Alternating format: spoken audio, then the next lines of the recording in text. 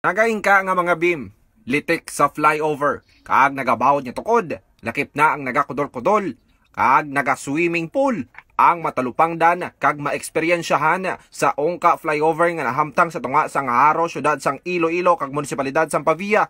Ini karon ang mainit sa mata sang publiko, nga ini ang nangin resulta sang proyekto sang gobyerno, nga nagabalor sang 680 milyones pesos. Sa pagtsekyar sang Radyo Bistado, hindi lang gali ini ang ginaatubang nga problema sang kadamaan, kundi mayara man mismo nga mga pumuluyo sang ongka Haro nga nadala sa road widening ang ilang nga mga puluyan nga nagalaom nga baydan sang natungdan ang kabayan sang ilang propiedad nga ginbakbak agod sa ikaayo sang progreso sang gobyerno. Yari ang pahayag ni Lino Ako Pico, 61 anyos, nga tumandok sang ongka Haro. Ang akon nga ano tani nga magaman din nila pagtulog pangod ang akon nga ano kaya ako na lang di wain baydan mo. Ang imo na rin nadala ini sa pwede na yung sobra sa tunga daw. Okay. So bali subong wala ka pa nila mabayaran. Why duwa na ni pwede na way ko yung baydan nila po aran to papilis ko. Puna ka remit ka naman sang ginapangayo nila sa imo. Aran na qualified na ko sa mga ano ko mga papilis ko daw. Din nakaduwa ko na gani magawad 2000 pag COVID pa to. Amo lang ano Lazada tapos sa bahay naman nila gin ano. Kay kalang uno kay way na budget. Anong ba nga na budget dali nilang mga dire. Gin pakigbahay naman ni Madeline Hisancia, nga 29 anyos na nagatiner sa nasambit nga lugar, ang iya hibubuton. Siyempre perwisyo sa amon for 2 years, another years naman nga makayo ni negosyo namon guba na. Traffic grabe. Makadto ka sa city kilanlan ma 2 hours kagid ka 1 hour kagid makalabot sa city.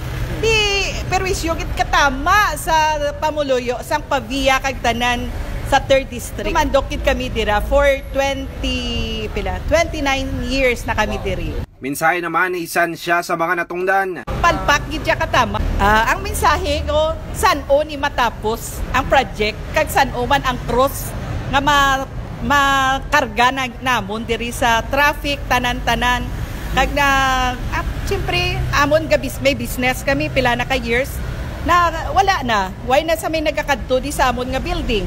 Ay kabudlay na baskin magpark. Gain bakigbahin man ni Mark Piojo nga isa ka motorista ang iya eksperyensya kung maglabay sa ongka Haro. Sol gid kay grabe traffic. Kaga delikado na sa ano kung hindi na lang mga kayo dayon delikado na. Okay. So bali ikaw sir, sa saan mo ini na tulo pang dami nagbawod ang ini naging butang din ang tukod. Dugay naman ay nakita ko lang sa ano sa may post na sa Facebook. Oo. Isang ato sang time na viral siya. Oo. So bali ikaw sir, may kadri nagalabay sa ining dalan diri sa ongka Haro. Oo sir. Oo. Bali din mo gani nga trabaho sir, tinggal nga trabaho. Sa Lapas. Lapas. So bali din ka pagkapuli sir. Dira la sa ongka. Sa ongka dito man to ka diri sir. Okay. Sa pagbukas sinisa sa flyover, naka-testing ikaw agi sa ibabaw sir. Anong napatsaganin mo sir? Okay man ang una to kay wala pa nila na ano na ribalaan niya may crack na gado. Oo. Putaway kag hindi traffic.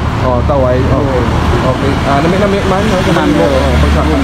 Okay sang pag ano tingin sir, nalabayan mo sadto ang naga-swimming pool dira nga flyover. Oo, dira sa may gilid daw, kung mag-ulan, grabe daw ang baha. Okay. Hassle din sa mga motorista eh. Pero wisyo naman, kon kabigon ni Erlos Salvador, nga isa ka jeepney driver ang sitwasyon sa flyover. Subong, sobra traffic bala. Abutin ka lang kulang-kulang 2 ka oras bago ka makahalin. Bago ka makalibot liwat. Okay. So bali imong biyahe sir, diin ikaw gahalin tapos ang imong ruta. Halin ako ng Iloilo, agi ka ng Christ the King. Pag-abot sa Christ the King, ato pa lang tindi na ng traffic hasta de.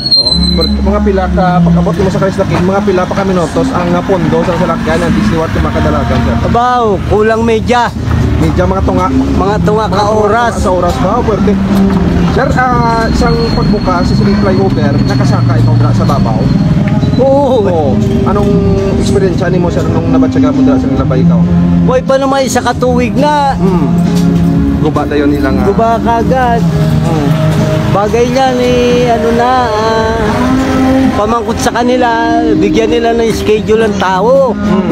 Para hindi ganyan na mabudlay na. Okay. Paano na lang yung ibang nagtatrabaho na? Oo. Amo na lang sana ang tapusin na nila na. Samtang, kakulba naman, kag pagkabalaka, ang nabatsagan sa traffic enforcer sang munisipalidad sa Pavia nga si Allen Riles. Oy, kiti siyempre way tampaktan basi ko rusdak. Way tama na mo nang isa way kami ang saga palapit ay birem na kami sa sentrum. Okay. Kapag ka mo mismo, sir, may dala-dala man niya. Oo, it's the long sang sir. Oo. Hindi na ka balong sa traffic. Isa busy mata sa traffic. Pwede ako balong nga gulpilo naman nun. Pakot sa dalasan sa Oo. Sa pagpatrolya sang team sa lugar, amon natulupangdan ang kalsada sang intersection nga sakop na sang Pavia ang nagabaha apang wala man sang ulan o kon nag-awas nga tubig suba. Diri amon nakitaan ang gamay nga ilig sang tubig sa gamay nga giya sang kalsada. Ano bala ini? Mayara bala sang tuburan sa dalom sang kalsada? May nag-awas bala nga Poso Negro? O kon tubig na wasagikan sa tubo sang Metro Iloilo Water District?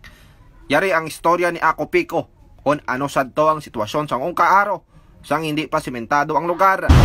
Alam mo sa una, nag-edad ko pulo ka tuwid. Wala pa na di kwan. Subong 61 ako.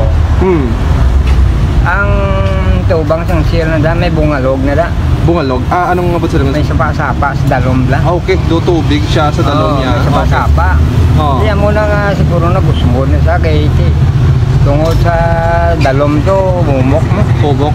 Kaya mo na nga hindi na sa mag-iwan kay tinanggalan niya, ginsurpi nila tanya na yung kuwan din. Ang kapasidad sang Oo. Sa mabukat na nga daan, di lang nga daan ang kagkuhan mo, tinulad daw. Okay. Dito gangan pa sang nag-agyan sa smooth lang na. Kaginyo nabatian ang tingog sa mga nagakabalaka tuoy sa pagbawod sang tukod bilang suporta sa flyover nga ginakabig sa kadamaan nga palpak ang pag-obra. Bantayan ang sabat sang mga natungdan. Ang ining report dodot sa inyo sang Ever Young Capsule. Gikan diri sa Ungkaaro, Iloilo City. Ako si Kabistadong Aaron Refoyo. Kaupod si Kabistadong Bunay Somblingo. Basta balita, serbisyo publiko, Radyo Bistado.